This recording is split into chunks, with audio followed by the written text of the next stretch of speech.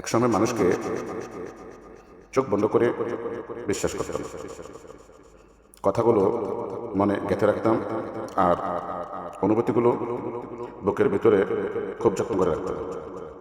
এখন আর সহজে মন খুলে কিছু বলতে ইচ্ছে করে না, কারণ মন ভাঙ্গা বিশ্বাসের শব্দ বাইরে শোনা না গেলেও ভেতরে ভেতরে মানুষটাকে নিঃশব্দে শেষ করে দেয়।